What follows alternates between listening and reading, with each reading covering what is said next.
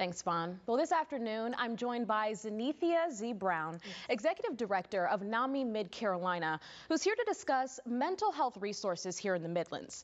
Now, even though it's important that we are being mindful and intentional with our mental health year-round, we do want to focus today on youth and minority communities. So first off, Z, thank you so much for joining me this afternoon. Thank you for having me. Thank you.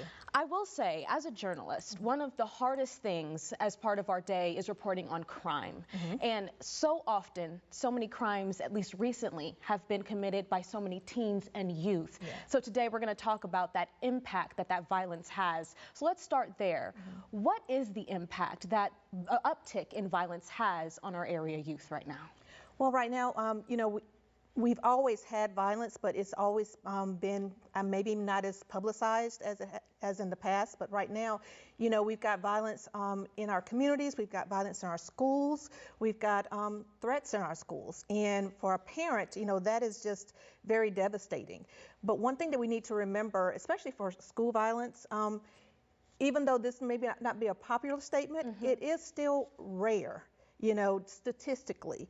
And we need to understand as parents that even though we worry about our children, that, they are pretty safe. And we don't want to push our anxiety onto our kids. We worry as parents all the time, but we need to understand that we don't need to push that on our kids. We need to reassure them and we need to talk to them, but we don't need our children walking around scared constantly, because that can cause a mental health condition, anxiety, depression, them not wanting to, isolation, not wanting to go out into the public, and that's not what we want for our children. We want our children to thrive. We want our children to experience things. We don't want them to stay scared all the time. And so watching the news and being able to filter what they consume and not necessarily just, watching it constantly, and watching it with your child and explaining, hey, I understand this incident happened, but it doesn't necessarily mean that it's going to happen to you. And there are ways to protect yourself. There are ways to be diligent, and there are ways to be aware. And so we want to kind of force diligence over fear and awareness over anxiety. Speaking of that anxiety, I know recently we have up on our screen there some clips. We've had several school threats over the past few weeks at several schools in our area.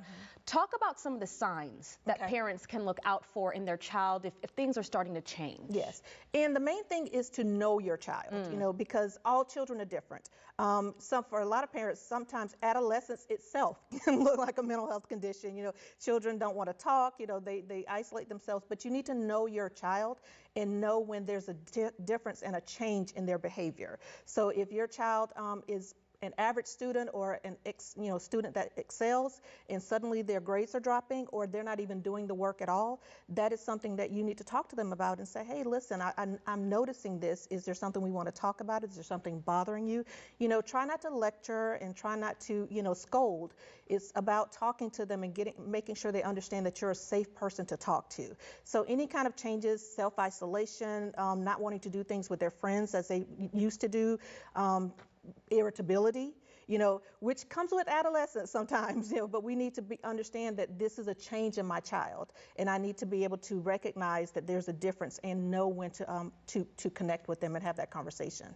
Now, NAMI Mid-Carolina does offer a family support group training. Can you explain that? We offer family support groups, but we also offer a free 8-week class called Family to Family. And that's for family members of people living with a mental health condition.